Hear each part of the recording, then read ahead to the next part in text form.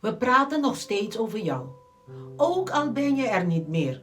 Je blijft opduiken in het midden van onze gebroken gesprekken. Je kunt je niet voorstellen hoe vaak iemand per ongeluk je naam noemt en hun ogen tranen alsof hun ziel nog steeds niet weet dat je er niet meer bent.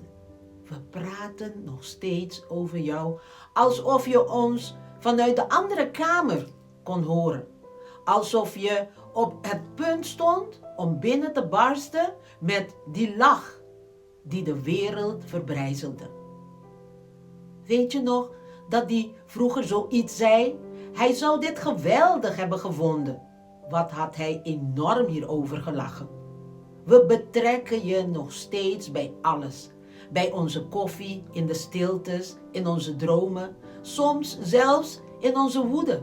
Want jouw pijn doen hoort ook bij van je houden. We praten nog steeds over jou. Niet om je vast te houden, maar zodat we niet vergeten wie we waren toen jij hier was. Want jij was onderdeel van alles.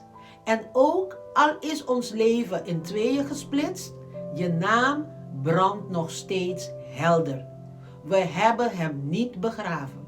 We hebben hem niet losgelaten. We dragen hem in onze mond alsof we een gedicht zingen.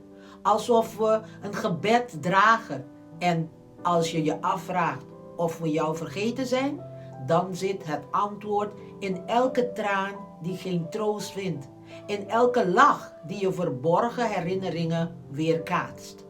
We praten nog steeds over jou. Want over jou praten betekent dat we aan deze kant van de wereld van jou blijven houden. Gewoon Pinsi.